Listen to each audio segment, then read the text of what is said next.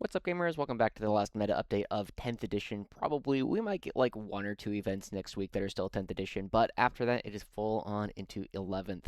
Not a whole lot new to say about this. Of course, we are all very excited about everything that is coming out with the new edition, of course, and there are lots of rules questions. I don't have all the answers. I've been seeing them pop up in the comments. Big thing here, a lot of them you're just gonna have to ask your local TO for now, and also email Games Workshop. Games Workshop has all the answers, and a lot of us don't. So the rest of us who are doing TOing stuff, we're doing our best, but there's a lot of things out there that we simply do not know. With that said, let's go ahead and get into this week's list, and it'll be a fairly quick video, as you can probably see from the timestamps. To start off with, it was, a small-ish weekend. Again, most normal weeks are somewhere between, mid 40s and mid 50s of players. We were in like the mid 30s, so, kind of small in terms of singles performance. Just not a whole lot going on. A lot of people were playing at, or a lot of people were like, kind of on hold this weekend. I was running an event that was 11th edition, but there were no guard players there. So it is what it is.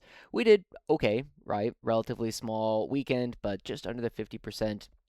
There were a couple guard players that were playing at 11th edition GTs on opening weekend. Neither of them did particularly well, but we'll have a lot more information coming next week.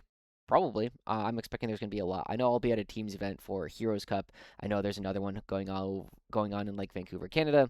Yeah, just lots of lots of fun stuff coming up in the near future. So let's go ahead and eat into this because again, a lot of these lists will not really have a whole lot of impact. But one of the things that someone told me one time is that they considered it a personal achievement to end up in some of these videos. So I wanted to make sure that for anybody who is playing this last weekend, they do meet their goal if that was one of their goals for 10th edition.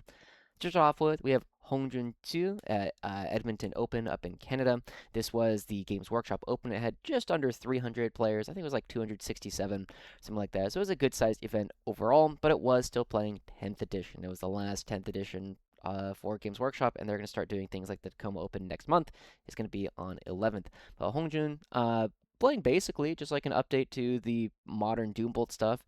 Canadian Castling, Canadian Command Squad, two Sun Command Squads, Nork Deadog, Ogun Bodyguard, one Rogaldorn Commander, one unit of 20 Cadians, two Chimeras, one Torox, and the wrinkle here is adding in two of the Cadian Recons. Very, very good data sheets in general. They're just really, really good at standing places. 3 units of Kazarkin, 3 units of 5 Kree Engineers, and 2 units of 10 Scions coming out.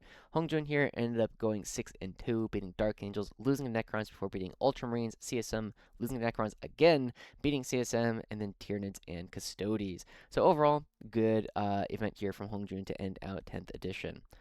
Moving on, we're going to be taking a look at Christopher Vasquez, who got first at WarGamesCon singles, having a very, very good end of the edition. This is the second or third time I know we have had him on the videos coming towards the very end. So, rising star coming out of Texas, very cool.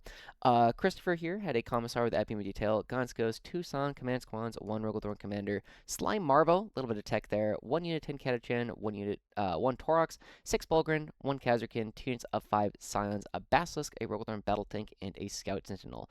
So a couple like unusual pieces coming out here. In particular, the Scout Sentinel, not particularly common in Grizzled lists, but it is still a very cheap, very efficient unit to be throwing around. Slime Marble, a little bit of tech. I don't know what layouts they were playing, but I do know it is Texas, which means they tend to play more open boards on average. You tend to see a lot more super heavies coming out of that part of the United States, as we will see in just a moment. But the big thing here is Slime Marbo does like to stand on some of those naturals in ways that you maybe could not otherwise. Basilisk, of course, with nothing else to really stand on the home, is a choice. In general, you guys know my thoughts on indirect fire. I don't think it's particularly good in general, but there is a lot of stat checking coming out here with 3 Rogaldorns and a lot of damage coming out between the 3 Rogaldorns and the 2 units of Scion. So, lots of good stuff coming out here from Chris. He beat CSM, Chaos Knights, Votan, Death Guard, and CSM again. A couple very close games here for his win of WarGamesCon. Next, we also have, this one was not at, wait, what? Oh, this is Thomas Greer. I forgot to update the name. Thomas Greer here at WarGamesCon, also playing at the same event, having a 4-1, coming back to guard a little bit more over the past couple of months.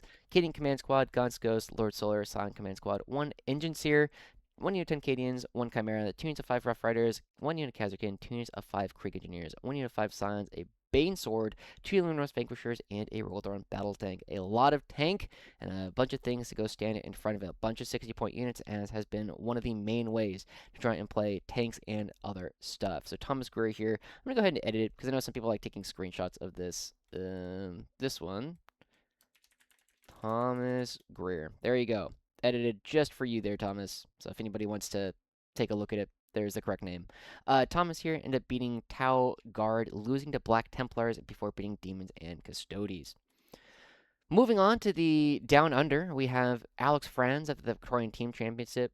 Victorian Team Championships reprising the same list that we saw David Gaylor take to.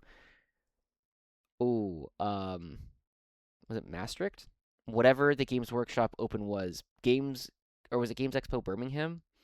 Whatever event he was at fairly recently where he was playing on the Games Workshop stream up against Brian Sipe. Same list, exact same list.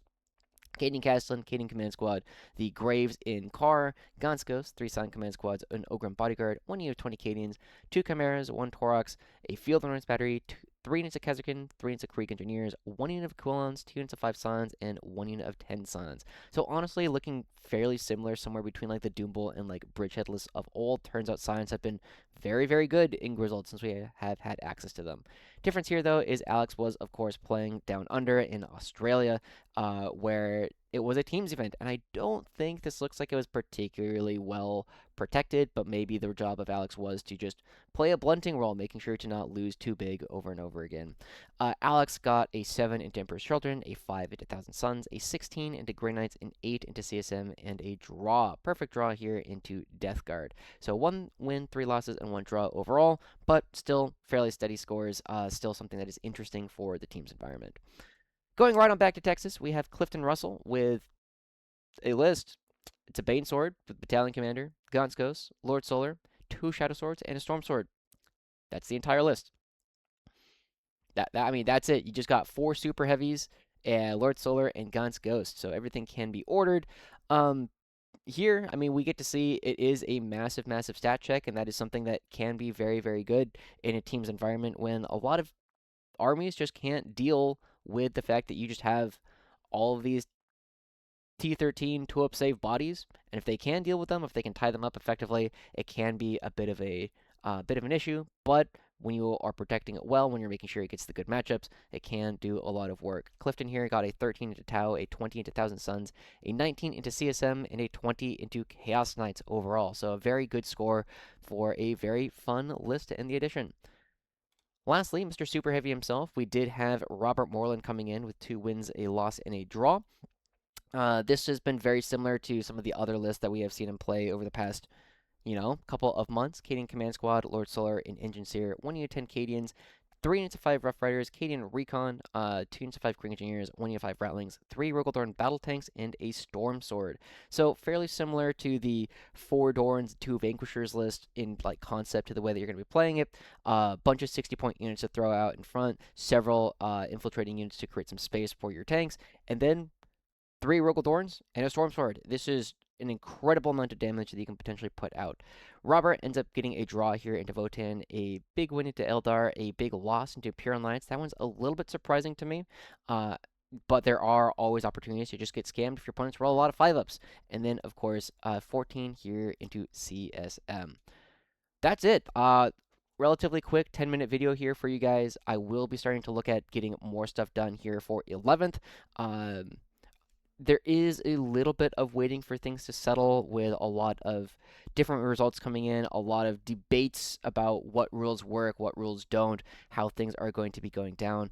I am expecting to get a little bit, I'm hoping to get like an officer training school about the Hippogriff coming out relatively soon, and also talk about different dispositions, early thoughts on how to play different things, and potentially going from there. I am trying to wait a little bit for you guys for things to settle. Simply because when we are looking at a new edition, there are going to be relatively fast changes. I want to make sure that the content I am putting out is going to be good at least until our codex is released, instead of, trying to make stuff that'll only be good for like a couple of weeks. So just something to keep in mind in the near future. For now, though, that is the last list I have to show you guys. The last list of 10th. We're going to be doing a lot of 11th stuff in the near future. I might be doing more streams in terms of like just playing games on stream so that people can watch and get a little bit of an idea of what 11th edition is looking like overall. For now, though, thank you guys so much for tuning in, and we'll see you guys all next time. Bye bye.